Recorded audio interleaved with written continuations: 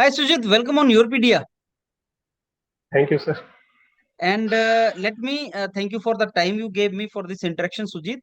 और आपको बहुत बहुत कंग्रेचुलेशंस क्योंकि आप एक बहुत अच्छी आपकी प्रोफेशन में आपकी सिलेक्शन हुई है जॉब में. There is a teaching profession Bihar के अंदर है और वो पॉलिटेक्निक लेक्चरर में आपकी जॉब लगी है.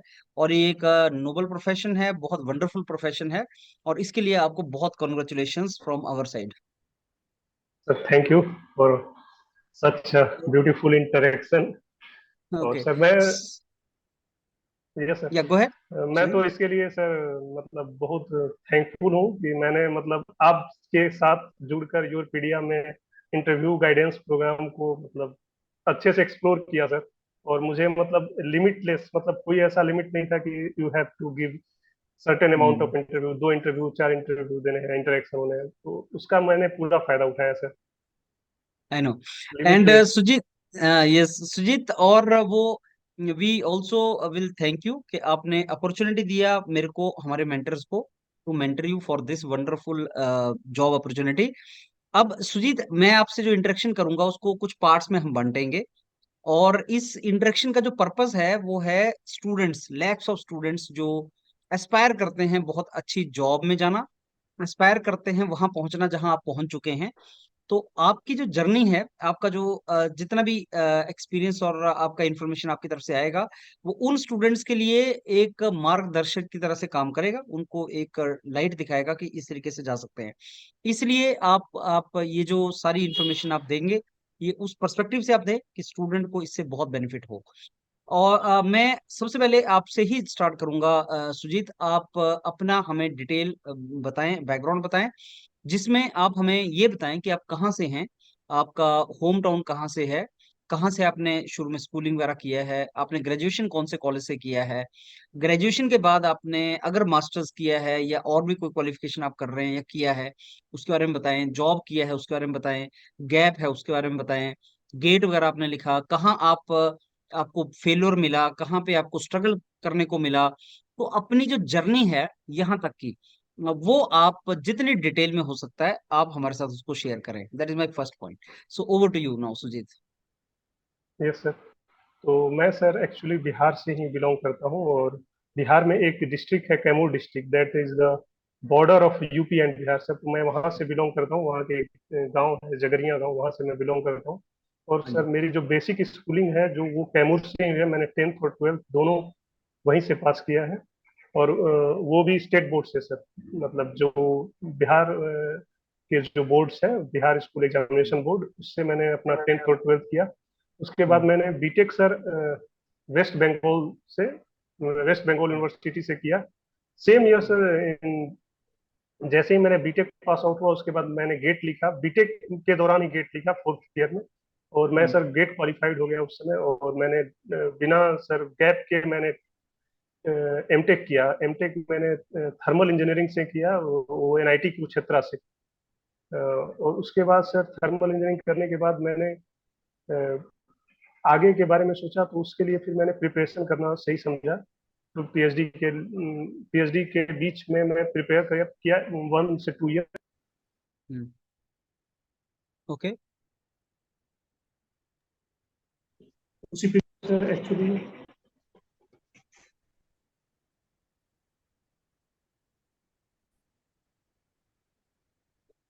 गेट क्वालिफाई होने के बाद सर मैंने अपना मास्टर्स एनआईटी कुरुक्षेत्र से थर्मल इंजीनियरिंग में किया. हम्म. और वहां से करने के बाद मैं प्रिपरेशन किया 1 to 2 ईयर ड्यूरिंग लॉकडाउन. और उसी समय सर मुझे उसके बीच में मैंने बहुत सारे पीएसयूज के एग्जाम गेट भी लिखे. But there was job crisis during that sir. तो कोविड के टाइम में ही ये फॉर्म आया था 2020 में. और उसके बीच में सर जैसे ही कोविड का लॉकडाउन एंड हुआ, मैं एक पॉलिटेक्निक कॉलेज था, उसमें मैं एज टीचिंग का जॉब कुछ समय तक किया. फिर उसके बाद मैंने इस एग्जामिनेशन को लिखा. और ये एग्जामिनेशन सर लास्ट ईयर जो था दिवाली के समय, दिवाली हम्म. के जस्ट एक बाद ये एग्जामिनेशन हुआ था. उसके बाद रिजल्ट आए हैं सर. उसके बाद ये जून में मेरा 19 जून को इंटरव्यू था. और उसी के बाद ये फाइनल रिजल्ट डिक्लेयर हुआ. जिसमें मुझे हम्म, सफलता मिली है। ये लंबी जर्नी रही है सर, इसमें बहुत सारे लोगों का साथ भी रहा है, बहुत सारे अप्स एंड डाउन्स भी आए, बट फाइनली सर सफलता मिल जाती है तो फिर सारी चीज दूर हो जाते हैं। हम्म। अच्छा सुजीत, अभी तो आपको सफलता मिल गई और आप बता रहे हैं कि सारे जो डिफिकल्ट फेजेस थे आदमी भूल भी जाता है, लेकिन क्या आप कुछ ऐसे फेजेस यस। बताएंगे और डिफिकल्टीज बताएंगे जो इस पूरी जर्नी में आपने फेस किए हो, जब आपको लगा हो आपका लोएस्ट फेज था और आपको लगा कि नहीं मेरा पता नहीं क्या बनेगा नहीं बनेगा, मैं मेहनत करता जा रहा हूँ लेकिन चीजें मूव नहीं कर रही हैं, कुछ ऐसा? यस सर, आफ्टर मास्टर्स जब मैंने एमटेक किया तो उसके बाद जब मैं एग्जाम शुरू में लिखे जो पीएसयूज के एग्जाम थे, जैसे कोल इंडिया लिमिटेड के थे और कुछ वेल भारत इलेक्ट्रिक लिमिटेड थे, और बहुत सारे एग्जाम्स को लिखे, उसमें कोई ऐसा लिमिट नहीं है कि पता नहीं कितने एग्जाम लिखे होंगे। किसी में फर्स्ट स्टेज क्लियर होता था तो किसी में सेकंड स्टेज क्लियर होता था, लेकिन सर फाइनल जो मेरिट लिस्ट आती थी उसमें नाम नहीं होता था। तो ये सब लगता था कि पता नहीं मैं कहीं एग्जिस्ट करूंगा कि नहीं। और मैंने सर अपना बीटेक प्राइवेट इंजीनियरिंग कॉलेज से किया था, वो भी मैकेनिकल इंजीनियरिंग से। तो जब मैं प्रिपेयर करता था तो देखता था कि मेरे साथ आईआईटीज और एनआईटीज के भी बच्चे रहते थे, तो मुझे लगता था कि पहले तो सिलेक्शन ये होगा क्योंकि दे आर द बेस्ट, तो उनसे फेस कर पाऊंगा कि नहीं। लेकिन ऐसा लगता है सर, लेकिन बस जैसे जैसे टाइम पास टाइम होते जाता है, आपकी अगर सही से ऑनेस्टली अगर मेहनत करते हो तो आपको सर सफलता मिल ही जाती है। जैसे मैं खुद उसका एग्जांपल हूँ, मुझे भी मेरे से भी बहुत सारे एग्जाम नहीं निकले हैं। मैंने एसएससी जेई भी दिया है, बट उसमें भी मुझे सफलता नहीं मिली है। सेकेंड स्टेज मैंने दिया था जो हम्म रिटेन मेंस वाले होते हैं, लेकिन सर फाइनल जो आया था डिग्री के लिए उसमें मेरा नाम नहीं था। हम्म तो हम्म ऐसे हम्म ऐसे फेजेज हुए हैं जिसमें मतलब फाइनल मेरिट लिस्ट में सर अभी तक मेरा नाम किसी भी में नहीं आया था। मैंने जितने भी टाइम्स गेट दिए, गेट क्वालिफाइड मैं हमेशा रहा हूँ। हम्म मेरे मार्क्स हमेशा 50-60 के रेंज में रहे हैं हमेशा गेट में। ओके। ओके सो सुजीत, ये नीडलेस टू से जो आपका असिस्टेंट प्रोफेसर में आप बता रहे हैं कि बहुत ही कम मार्क्स से आपका छूट गया था, तो वो एक यस ऐसा सर, चीज होता है जो, how many marks Sujeet? I think sir 0.8 marks. Oh, 0.8 marks से आप छूट गए थे उसमें। Yes sir. तो ये देयर एक वाज ऐसा चीज। हाँ। 51 मार्क्स के करीब कट ऑफ गया था, 52 मार्क्स ऐसे था, और मेरा 50 पॉइंट समथिंग थे कुछ ऐसे ही, अब एग्जैक्ट याद नहीं हम्म, है, बट लेस देन 1 मार्क्स से मेरा हम्म, छूट गया था असिस्टेंट प्रोफेसर में से बीपीएससी हम्म। के। और उस टाइम पे बहुत ज्यादा दुख होता है, ऐसा लगता है कि अगर एक नंबर और होता तो हम जॉब के अंदर होते। तो तो उस टाइम यस, काफी दुख होता है। उस समय बिल्कुल सर, उस समय रिटेन के एग्जामिनेशन को इवेलुएट करते हैं तो कुछ ऐसे गलतियां होती हैं जो हो नहीं सकती हैं, मतलब पता होता है, हम्म बट उस एग्जामिनेशन में ह्यूमन एरियर के कारण गलतियां हो जाती हैं। तो उस समय हम्म वो ख्याल आते हैं कि ये यार इसको सही कर दिया होता तो हो जाती देखिए, तो। ये लेकिन ये सर लाइफ है, एंड स्टूडेंट जो सुन रहे हैं उनको ये समझना चाहिए कि लाइफ ये है कि जब आपका टाइम नहीं आया है तो आपको नहीं मिलेगा, और जब टाइम आया है तो आपको मिल जाएगा। और आपके हाथ में बस ये है कि आप लगे रहो, आप मेहनत करते रहो, और आपको जरूर मिलती है सक्सेस अगर आप लगे रहते हो तो। वो चीज बहुत इंपॉर्टेंट है। अब सुजीत, आपने पीएचडी आईआईटी, आप बता रहे थे गुवाहाटी में आपने पीएचडी अभी कर रहे हो, राइट? तो यस आपका कितना टाइम वहां पे हो गया है और अब आपकी सिलेक्शन भी हो गई, तो कैसे मैनेज करने का प्लान कर रहे हैं आप? सर, मेरा अभी जैसे पीएचडी यहाँ पे चल रहा है और ये 1 ईयर हो चुके हैं सर। तो ये हम्म पीएचडी मेरा मैंने मतलब अपने जो यहाँ पे जिसके अंदर मैं काम कर रहा हूँ, that is Vinod Bandaru, and उनसे मैंने कांटेक्ट किया और ये अपने जो भी है बताया, शेयर किया कि सर ऐसा ऐसा हुआ है। तो वो है खुश हुए और बोले कि ठीक है, तुम अगर चाहते हो तो पार्ट टाइम में कन्वर्ट करा सकते हो, बट ये जो कुछ वर्क है, कुछ प्रोसीजर है, उसको कंप्लीट करना होगा, जो नवंबर के एंड तक या नवंबर या लास्ट दिसंबर तक कंप्लीट हो जाएगा। तो उसको कंप्लीट करने के बाद आप पीएचडी को पार्ट टाइम कन्वर्ट करा के आप वहां से जॉब के दौरान कर सकते हो। और उसमें मतलब एक है कि आपको 1 मंथ या 2 मंथ ईयर में यहाँ पे कैंपस के अंदर आके काम करना पड़ेगा, क्योंकि जो मेरा वर्क है सर वो सुपर कंप्यूटर पे है, उस पर थोड़ा प्रोग्राम लिखना पड़ेगा और उसको रन करना पड़ेगा। तो वो हम्म यहाँ पे ही आकर डील करना पड़ेगा, कैंपस के अंदर ही आके करना पड़ेगा। ओके। तो उसके लिए आना पड़ेगा सर। लेकिन ठीक है, मतलब आप पार्ट टाइम कर पाएंगे, दैट इज वेरी गुड। और यस। आपका जॉब के साथ साथ आपका ये भी हो जाएगा, पीएचडी भी कंप्लीट हो जाएगा। अच्छा सुजीत, आप या बिहार से ही हैं और आपकी जॉब भी यहाँ पे लगी है, तो जैसे ये एक अपनापन आता है थोड़ा सा लोगों को, मतलब जो स्टूडेंट्स हैं उनके लिए। आप ही की होम स्टेट के स्टूडेंट्स होंगे, तो क्या विजन चल रहा है दिमाग में, क्या चल रहा है एज अ टीचर? पॉलिटेक्निक में क्या करना चाहेंगे, क्योंकि आपने टॉप इंस्टीट्यूट्स से एजुकेशन ले चुके हैं, आप एनआईटी में जा चुके हैं, आप आईआईटी में जा चुके हैं, जो इंडिया के जो टॉप मोस्ट एकेडमिक इंस्टीट्यूट्स हैं, उनमें भी आपका एक्सपोजर रहा है, और अब आप डिप्लोमा वाले बच्चों को पढ़ाने जा रहे हैं। एज अ टीचर क्या यस दिमाग सर। में चल रहा है? कैसे आप अपनी ये सारे एक्सपीरियंस का, ये सारी लर्निंग का, जो आपको यस एक्सपोजर सर। मिला है इन इंस्टीट्यूट्स में, उसका कैसे बेनिफिट दे सकते हैं आप स्टूडेंट्स को? बिल्कुल सर, जैसे ये जो पॉलिटेक्निक कॉलेज है इसमें भी सर इंजीनियरिंग से रिलेटेड डिप्लोमा मीन्स की जो आप उसका शॉर्ट वर्जन जो आप इंजीनियरिंग में पढ़ते हो उसके एक शॉर्ट आउटकम को उन लोगों को डिलीवर करना रहता है बच्चों को। और एज अ टीचर सर मैं ये बोलना चाहूंगा जैसे कि बिहार का जो एजुकेशन सिस्टम है सर वो अदर स्टेट्स जो मतलब डेवलप जैसे केरला हुआ और भी है तो वहाँ के रिस्पेक्ट में बार बार कंपैरिजन होता है मीडियाज में और ये कि यहाँ पे ऐसा एजुकेशन सिस्टम नहीं है। बट सर मैं देखा हूँ रिसेंट टाइम में with in last 1 to 2 years जो यहाँ की गवर्नमेंट है सर वो ज्यादा इम्प्रूवमेंट के लिए है, अच्छे टीचर्स को रिक्रूट कर रही है जो not even sir technical education के फील्ड में, इवन जो प्राइमरी जो बेसिक एजुकेशन है उसके लिए भी सर ये ह्यूज अमाउंट में दे आर रिक्रूटिंग। और सर अभी जो है रिसेंटली असिस्टेंट प्रोफेसर के लिए जो बीटेक कॉलेज है उसके लिए रिक्रूट की।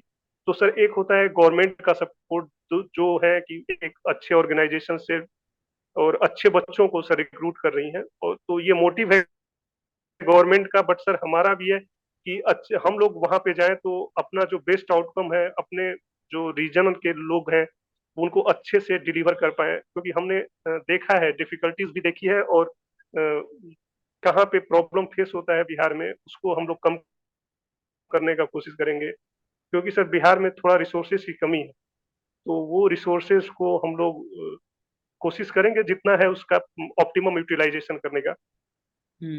ओके। अब सुजीत, आप एज अ टीचर, आपका ओनली रोल ये नहीं होता कि साहब जो करिकुलम है उसको पढ़ा दिया जाए। Teacher is far more than that, मतलब मेंटरिंग का काम होता है, बच्चों को मोटिवेट करना, उनका भविष्य के बारे में बताना।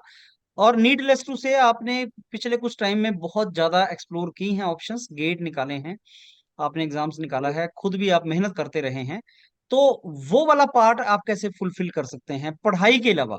जो टीचर का रोल होता है, क्लास में आप गए, पढ़ाया, जो सब्जेक्ट पढ़ाना है वो अलग बात है, मैं उसकी बात ही नहीं कर रहा हूँ, मैं बोल रहा हूँ जो पढ़ाई के अलावा है, लाइफ के बारे में, करियर को लेके जो लाइफ के बारे में आपकी लर्निंग है, वो बच्चों के साथ जो शेयर करना है, वो एक रोल मेरे को बहुत ज्यादा इंपॉर्टेंट लगता है टीचर का बच्चों के लिए। और अगर एक उस स्टेज पे एक अच्छा टीचर बच्चे को मिल जाता है, वो उसका लाइफ चेंज कर देता है। वो पार्ट पे आप का क्या कंट्रीब्यूशन रहता है, बच्चों के लिए रह सकता है? यस सर, वो जो एक्चुअली क्या होता है कि जब लड़के बच्चे जब अपना कोर्स वर्क करते हैं तो उस समय उनको फ्यूचर के लिए मतलब तैयार करना, जैसे कि वो आगे फ्यूचर में क्या कर सकते हैं। तो हम लोग जैसे मेरे साथ जो भी टीचर होंगे जो जैसे तो हम लोग देखे हैं कि क्या क्या अपॉर्चुनिटीज है। जैसे यूरपीडिया के थ्रू मैं जान पाया कि सर की जो पीएचडी है वो आप आसानी से बाहर भी कर सकते हैं। तो ऐसे ही बहुत सारे प्लेटफॉर्म है जो उस स्टेज पे उन बच्चों को नहीं पता होते हैं कि आगे फ्यूचर में अगर मैं डिप्लोमा पढ़ा रहा हूँ तो डिप्लोमा के बाद क्या अपॉर्चुनिटी है, अगर वो जॉब के अलावा और आगे भी करना चाहते हैं, फ्यूचर स्टडीज करना चाहते हैं, रिसर्च वर्क करना चाहते हैं, क्या क्या पॉसिबिलिटीज हो पॉसिबिलिटीज। सकती है आफ्टर डिप्लोमाज। ये भी एक्सप्लोर करना सर बहुत इंपॉर्टेंट है, क्योंकि उस समय उन बच्चों को आइडियाज नहीं होते हैं। Government job, private sector jobs, research areas, बहुत सारे फील्ड्स हैं जिसमें के अंदर वो बच्चे एक्सप्लोर कर सकते हैं। तो इन सब बातों को भी अगर उनको उनके साथ हम शेयर कर सकें तो हमको लगता है कि वो आगे अपने तरह से आगे रास्ता चुन पाएंगे as a that curriculum is true. के अलावा सर, टीचिंग के अलावा। That is true. कॉम्बिनेशन दिया जाए। और आपने बहुत अच्छी बात बताई कि आज की डेट में ऐसी बहुत सी एजुकेशनल अपॉर्चुनिटीज हैं जो बच्चा ऑनलाइन ले सकता है। बच्चे को पता ही नहीं होता, जैसे एनपीटीईएल है, उसको कैसे देखें, क्या बेनिफिट ले लें, बच्चों को नहीं पता होता है। आजकल ओपन एजुकेशन प्लेटफॉर्म्स हैं बहुत सी यूनिवर्सिटीज के, एमआईटी, हार्वर्ड वगैरह के मैं देख रहा था, या बहुत से ऐसे यूट्यूबर हैं, बहुत से ऐसे चैनल्स हैं जहाँ पे लोग बहुत अच्छा दे रहे हैं, मतलब बहुत अच्छी इन्फॉर्मेशन दे रहे हैं। क्वालिटी एजुकेशन है। हाँ जी। तो एज अ टीचर अगर आप उनको ये भी बता पाएं कि साहब इसको रेफर कर लो, वो भी अपने आप में एक बहुत बड़ा कंट्रीब्यूशन रहेगा। और मैं यही मेरे को लगता है कि वो चीज एक इम्पोर्टेंट पार्ट है आपकी टीचिंग का भी, सुजीत। अब सुजीत मैं चलता हूँ दूसरे पार्ट की तरफ, which is very important. And that is interview के लिए बच्चों को किस तरीके से उनको तैयार, क्या आपसे इंटरव्यू कैसा एक्सपीरियंस रहा आपका। अब योरपीडिया जो है वो बहुत बड़ा प्लेटफॉर्म है इंटरव्यू गाइडेंस के लिए। और स्टूडेंट जब आपका इंटरेक्शन सुनेगा तो वो ये जरूर चाहेगा कि यहाँ पे जो मेरे को इन्फॉर्मेशन मिले बहुत डिटेल में मिले। और आपने दो जगह इंटरव्यू दिए हैं इससे रिलेटेड टीचिंग से, एक असिस्टेंट प्रोफेसर बिहार में, UPS Bihar public service commission, और दूसरा लेक्चरर का। मैं रिक्वेस्ट करूंगा आपसे कि आप दोनों का इंटरव्यू एक्सपीरियंस हमारे साथ शेयर करें कि जब आप असिस्टेंट प्रोफेसर के लिए गए तो सब क्या क्वेश्चन उन्होंने आपसे पूछे, जो जो आपको याद है, कैसा माहौल था अंदर, कितने लोग थे अंदर। तो जो आप जानना चाहते थे उस स्टेज पे वही आप बच्चों को बता दीजिए कि ये था। और उसके बाद लेक्चरर जो था पॉलिटेक्निक। सर, तो मैं अभी शुरू करना चाहूंगा सर, अभी लेक्चरर से जिसमें मेरा सिलेक्शन हुआ है। सिलेक्शन हुआ है उसके हाँ जी। इंटरव्यू, और उसके हम्म, बाद मैं असिस्टेंट प्रोफेसर में जिसमें नहीं सिलेक्शन हुआ, दोनों बताना चाहूंगा। हाँ जी। तो सर जो हाँ जी। मेरा लेक्चरर का सिलेक्शन हुआ है इसमें मुझे 10 मार्क्स मिले हैं total, okay. Out of 15 marks में। तो ओके। और मेरे जो एक्सपीरियंस है वो ऐसे रहे जैसे कि मतलब आप पहले एक प्रोसेस होता है जिसके अंदर डॉक्यूमेंट वेरिफिकेशंस और डॉक्यूमेंट्स वेरिफिकेशन होते हैं। उसके बाद आपको एक मेरे यहाँ मेरे केस में दो पैनल थे, ए बी, और दो पैनल हम्म, में आपको कोई भी पैनल मिल सकता है, वो पहले से डिसाइड नहीं होता है, वहां पे जाने के बाद आपको डिसाइड होता है। हम्म, जब आप बीपीएससी में इंटरव्यू देने जाते हो तो वहां पे जाने के बाद आपको किसी पैनल में जाना होगा। जैसे ही आप इंटर करते हो तो आपको टोटल सर मेरे केस में टोटल चेयरमैन को इंक्लूड करके 7 मेंबर थे, सेवन हम्म, मेंबर्स थे। और अ, और वहां पे जाते ही लेक्चरर में तो सर कुछ नहीं था, आराम से जाने के बाद उन्होंने बोला कि आप थोड़ा रेस्ट करो, थोड़ा काम डाउन हो। उसके बाद सर मेरे से जो फर्स्ट फर्स्ट क्वेश्चंस थे वो चेयरमैन सर ने ही पूछा कि do you know about locomotive engine, diesel hmm, locomotive, do you know about diesel locomotive. तो हम्म, मैंने बोला सर हाँ, डीजल लोकोमोटिव के बारे में मुझे पता है। तो हम्म, आप उसका कंबशन प्रोसेस कैसे होता है, कैन यू एक्सप्लेन। हम्म, तो सर मैंने बोर्ड पे गया और जो प्रोसेस है डीजल इंजन के कंबशन का सेम चीज एक्सप्लेन कर दिया। तो हम्म, जैसे ही मैंने कंबशन का एक्सप्लेन किया तो जो उसमें से एक मेंबर्स थे तो उन्होंने बोला कि जो उसमें प्रोसेस होते हैं सारे प्रोसेस कैन यू ड्रॉ। तो मैंने ड्रॉ किए जो नॉर्मल डीजल साइकिल की जो होती है पीवी डायग्राम, मैंने वो ड्रॉ किया। तो उन्हें बोला हम्म, ठीक है, तो इसमें तो सक्शन और कंप्रेशन, सक्शन और एक्सपेंशन तो है नहीं, सक्शन और हम्म, एग्जॉस्ट। तो फिर हम्म, मैंने वो एक स्ट्रेट लाइन ड्रॉ की। वो एक्चुअली जानना हम्म, चाह रहे थे कि सारे प्रोसेस को ड्रॉ करने को बोल रहे थे, तो मैंने सक्शन और एग्जॉस्ट स्ट्रोक को भी ड्रॉ किया एक स्ट्रेट लाइन से। फिर बोला ठीक है। हम्म, तो उसके बाद बोले हम्म, कि नहीं सारे प्रोसेस बताओ, इसमें तो दिख रहा है टोटल 6 प्रोसेस है, हम्म, मतलब फोर प्रोसेस और दो। तो उन्होंने बोला 6 प्रोसेस है यहाँ पे लेकिन 4 ही प्रोसेस हो रही है, तो ये 2 प्रोसेस क्या है, उसके बारे में हम्म, जाना। फिर उसके बाद पूछे सर कि cetane number, what is cetane number, क्या होती है। और हम्म, उसमें सर सीटेन नंबर के बाद उसने पूछे कि ये सीटेन जो है कौन से केमिकल्स में आता है। वो एक्चुअली थोड़े केमिस्ट्री टाइप में, केमिस्ट्री के मतलब पॉइंट ऑफ व्यू से पूछने लगे कि इसका हम्म, केमिकल फॉर्मूला क्या होता है और ऐसे सब। जो इंडिया में सीटेन नंबर यूज होता है वो कितना होता है, जो ऑलरेडी मैं सर आपके जो यूरोपीडिया में था ये सब मैं देखा था, आपने उसमें ये सब बताए हुए थे, तो ये सब मुझे हम्म, बहुत हेल्पफुल किया। उसके बाद हम्म, सर मुझसे इंडिकेटेड पावर के बारे में पूछा गया, इंडिकेटेड प्रेशर के बारे में पूछा गया। हम्म, फिर पूछा गया कि indicated pressure diagram, indicated pressure को कैसे कैलकुलेट करोगे, how you will calculate indicated pressure. फिर उसके बाद मुझसे हम्म, इफिशियंसी के कंपैरिजन के बारे में पूछा गया हम्म, कि इफिशियंसी किसकी ज्यादा होती है, किसकी कम होती है, for same hmm, compression ratio, for same heat, hmm, ऐसे करके कुछ पूछेगा। हम्म, फिर जब ये सारे क्वेश्चंस के मैं आंसर दे लिया सर, तो उसके बाद मुझसे कुछ क्वेश्चंस जो है मैन्युफैक्चरिंग से पूछे गए। उससे उसमें मुझसे पूछा गया कि व्हाट इज हीट ट्रीटमेंट, क्या होती है, what is recrystallisation temperature, recrystallisation temperature क्या होती है, व्हाट इज ग्रेन बाउंड्री, ऐसे क्वेश्चंस कुछ कुछ पूछे गए। उसके हम्म, बाद सर जी ये सब होने के बाद से बोला गया, चेयरमैन सर बोले ठीक है, थैंक यू, मतलब हम्म, आप जा सकते। ऐसे हम्म। करके मेरा इंटरव्यू ओवर हुआ। इतने मतलब सर मुझसे करीब 10 से 12 मिनट, 10-15 मिनट्स के करीब का मेरा ओवरऑल इंटरव्यू रहा sir. Okay. Even sir basic questions भी पूछे गए थे, जब मैं सब कुछ एक्सप्लेन कर रहा था तो उसमें ये भी क्वेश्चन पूछा था, व्हाट इज कंप्रेशन रेशियो, ऐसे भी हम्म। क्वेश्चंस पूछे गए थे। ओके। और जो हाँ, जो असिस्टेंट प्रोफेसर की बात हुई थी सर, उसमें एक्चुअली जैसे ही मैं इंटर किया उसमें मुझसे पूछा गया कि आपने बीटेक कहाँ से किया गया है, एमटेक कहाँ से किया है, जो कि लेक्चरर जो इसमें नहीं पूछा गया था, लेकिन इसमें मुझसे हम्म। पूछा गया कि आपने बीटेक कहाँ से किया है, मास्टर कहाँ से किया है। फिर उसके बाद पूछा हम्म। गया कि आपने मास्टर थर्मल इंजीनियरिंग से किया है, तो ठीक है आप हम्म। जाके कोई एक सब्जेक्ट को सिलेक्ट करिए और वहाँ पे जाके आप हमें एक्सप्लेन करिए। हम्म। तो मैं सर थर्मोडायनेमिक्स के पढ़ा रहा था, फिर हम्म। उसके जैसे ही कुछ पढ़ाया तो वो उन्होंने बोला कि नहीं आओ बैठो आप। तो हम्म। वो शायद मैं पढ़ा नहीं पाया था उस समय वहाँ पे, तो उन्होंने मुझे बैठने को बोला, फिर वहां से मुझसे पावर हम्म। प्लांट के क्वेश्चन पूछने स्टार्ट किए हम्म। कि क्या होता है, जैसे reheat factor, what is reheat factor, reheat hmm. Factor की वैल्यू कितनी होती है, व्हाट इज सर्कुलेशन रेशियोज, हम्म। ये सब। पावर प्लांट के मैक्सिमम फ्लूइडाइज्ड बेड बॉयलर क्या होता है, फिर हम्म। उसके बाद सुपर हीटर्स क्या है, मतलब माउंटिंग है, एसेसरीज है। हम्म। फिर ऐसे बहुत सारे क्वेश्चन थे, मतलब सोलर कितनी थर्मल इफिशियंसी होती है पावर प्लांट की, हम्म। सर्कुलेशन रेशियोज की वैल्यू कितनी है, रीहीट हम्म। फैक्टर की वैल्यूज कितनी होती है, सोलर हम्म। पावर प्लांट की इफिशियंसी को कैसे बढ़ा सकते हम्म। हैं। फिर उसके बाद मेरे प्रोजेक्ट से फोकस पूछे गए, मेरा प्रोजेक्ट कंप्यूटेशनल फ्लूइड डायनेमिक्स से था, तो उसमें हम्म। थोड़ा पूछा गया था कुछ टीएफडी से क्वेश्चंस मुझसे पूछे गए थे। तो हम्म। मतलब प्रोजेक्ट से भी क्वेश्चन पूछे थे, जो मैंने इंजीनियरिंग बोला था तो मेरे से जो पावर प्लांट के थे उससे क्वेश्चन पूछे गए। उसके बाद जो और एक मेंबर थे उन्होंने भी आईसी इंजन से पूछा था कि जैसे आईसी इंजन में हम फ्लूइड जो मतलब जो फ्यूल की क्वांटिटी है उसको कैसे कंट्रोल करेंगे। तो मैंने बोला हम्म। था फ्यूल इंजेक्शन सिस्टम, एक्चुअली वो शायद गवर्नर सुनना चाहते थे क्या, आई हम्म। थिंक मैं उस समय नहीं बोल पाया था। हम्म। फिर उसके बाद सर फिर मुझसे पावर प्लांट से क्वेश्चन पूछने शुरू हो गए कि जो बॉयलर होता है उसके अंदर का प्रेशर कितना होता है। तो हम्म। मैंने बोला बिलो एटमॉस्फेरिक प्रेशर, क्यों बिलो एटमॉस्फेरिक प्रेशर, मतलब वो रीजन भी पूछते थे, जैसे मैं क्वेश्चंस का आंसर किया तो ऐसा क्यों करते हैं। फिर उसके बाद फिर उसके अंदर जाते थे, जब मैं जैसे बोला कि बॉयलर का प्रेशर इतना होता है तो देन बोला कि क्यों, कि मतलब बिलो एटमॉस्फेयर होता है क्यों। तो मैंने बोला हम्म। सर लीकेज से, लीकेज न हो।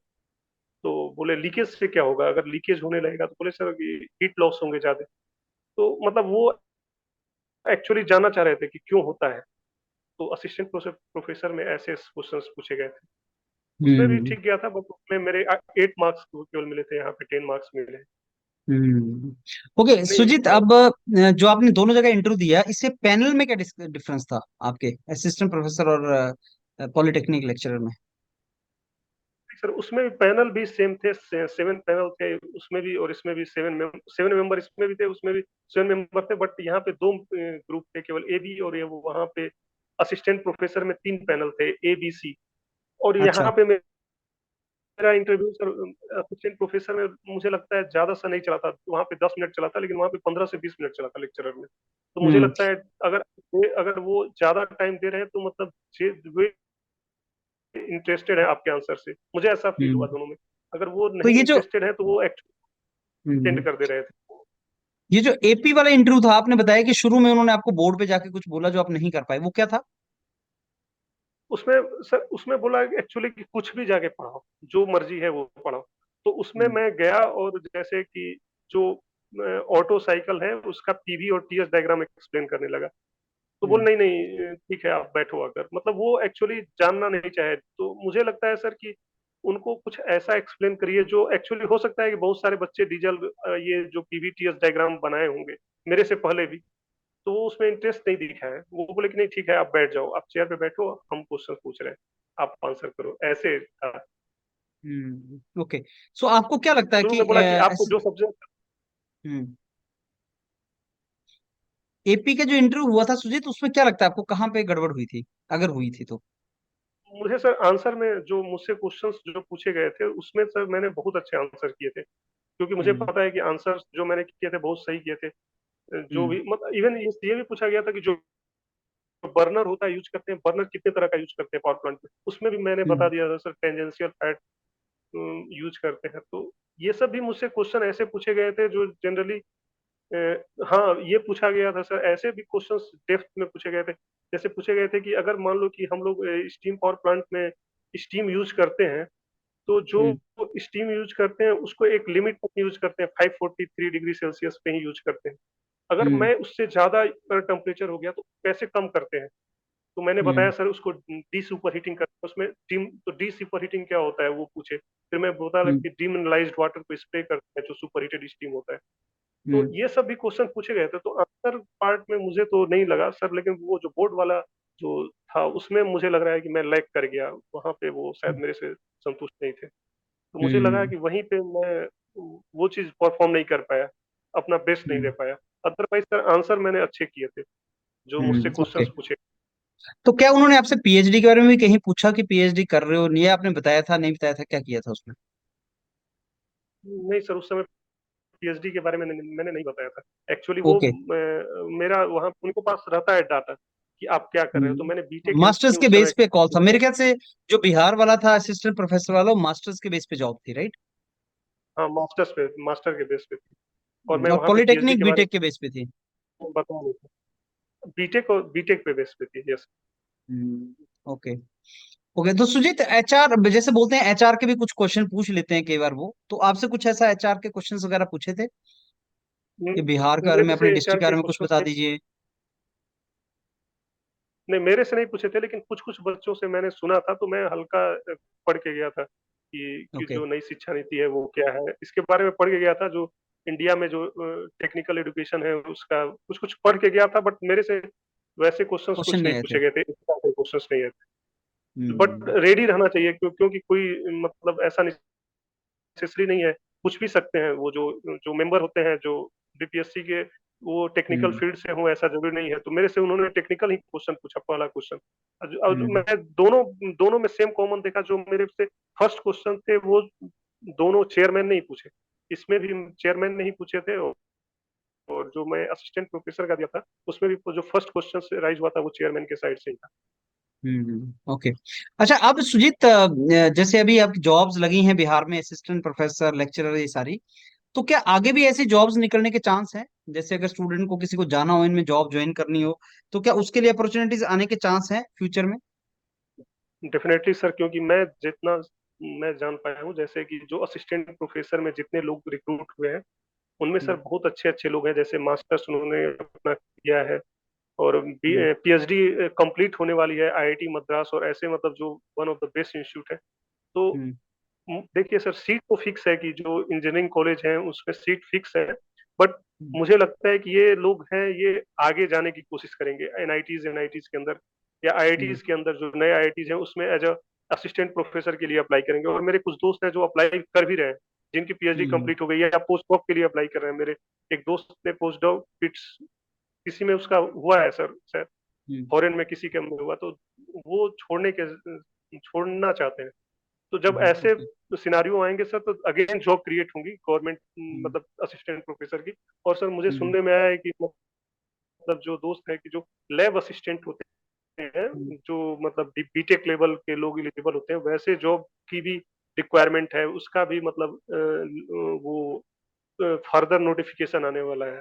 तो सर हम्म। टेक्निकल एजुकेशन पे जो गवर्नमेंट है फोकस कर रही है, तो डेफिनेटली सर जॉब क्रिएशन होते रहेंगे, क्योंकि कुछ लोग छोड़ कर जाएंगे, कुछ लोग नए आएंगे। तो ऐसा नहीं हम्म। है, इसमें आते रहेंगे। हम्म। इवन सर मैं बताना चाहूंगा सर, जो असिस्टेंट प्रोफेसर में ही सर एचओडीज की वैकेंसीज आई थी, और एसोसिएट अच्छा। प्रोफेसर की आई थी। उसके लिए मतलब टीचर की शॉर्टेज पड़ गई थी, टीचर नहीं मिल पाए थे बीपीएससी को। हम्म। अगर 10 ओके। वैकेंसीज है तो दो तीन ऐसे मिली। सीनियर पोजीशन तो पे, हाँ। ऐसे आते रहेंगे सर। हाँ गुड। सीनियर पोजीशन पे। हम्म। अच्छा सुजीत, अब अगर टीचिंग की जॉब के लिए जाना है, जैसे नॉट ओनली बिहार का स्टूडेंट बिहार के लिए एलिजिबल है, हमने पीछे देखा कि Uttar Pradesh public service commission ने बहुत सी जॉब्स निकाली, और Haryana yes. Public service commission ने टेक्निकल एजुकेशन में टीचर्स की जॉब निकाली।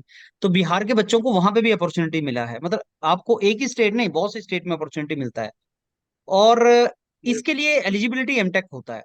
तो जो स्टूडेंट गवर्नमेंट जॉब के लिए इंस्पायर करता है, क्या बीटेक के बाद जब वो गेट निकालता है, चाहे वो पीएसयू चाहता है लेकिन पीएसयू नहीं मिला, क्या उसको एमटेक ज्वाइन कर लेनी चाहिए या नहीं करनी चाहिए? आपका क्या मानना है इस बारे में? मैं तो मेरा सर पूरा मतलब मैं पूरा एग्री हूँ कि अगर बीटेक के बाद अगर आप जॉब की प्रिपरेशन करना चाहते हो तो 1 year 2 years max to max दो।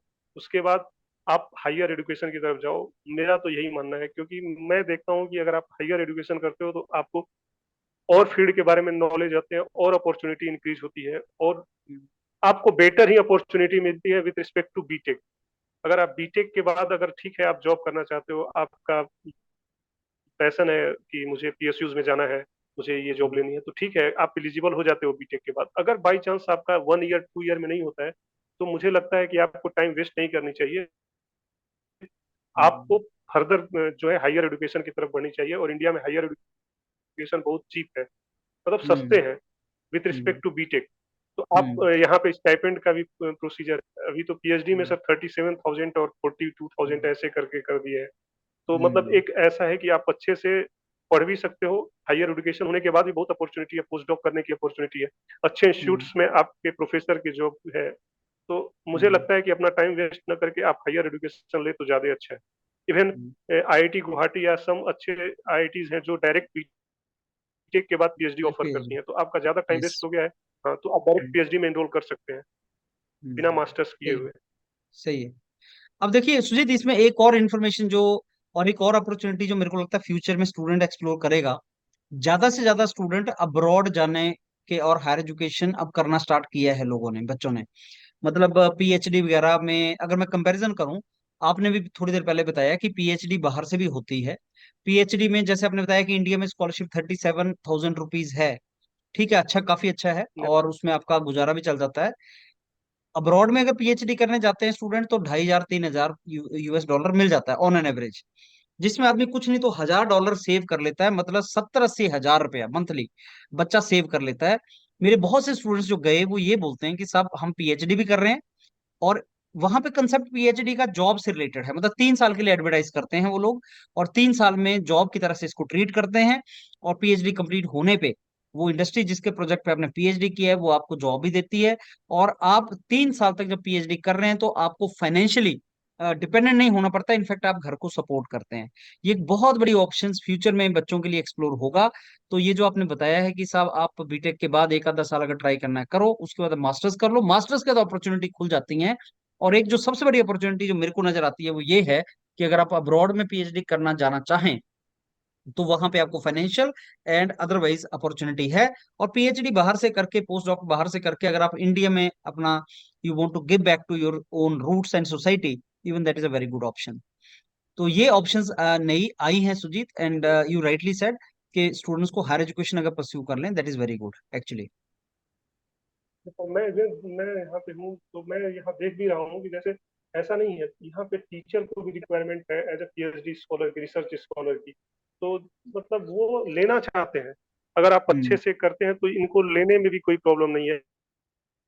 और सर सही है। जो स्कॉलरशिप की बात है तो यहाँ पे प्रोविजन भी आईआईटी के अंदर की, अगर आपके मार्क्स जो है कोर्स वर्क में 8.5 से ऊपर आते हैं तो आप एलिजिबल होते हैं PMRF, prime minister research scholarship जो है, हम्म। रिसर्च हम्म। फेलोशिप, उसमें भी ये अच्छे अमाउंट 70-80,000 रुपीज ऑफर करते हम्म। हैं पर हाँ। मंथ। तो यहाँ यस। भी है, अगर आप अच्छे हार्ड वर्किंग है तो आप यहाँ भी अच्छा रिसर्च वर्क करके बहुत अच्छा एक अच्छा अपॉर्चुनिटीज इंडिया में अमाउंट भी है। सेव कर सकते हैं। सही बात है। सही बात है Sujeet, that is all very nice, और I think we have come to an end of this wonderful session now Sujit.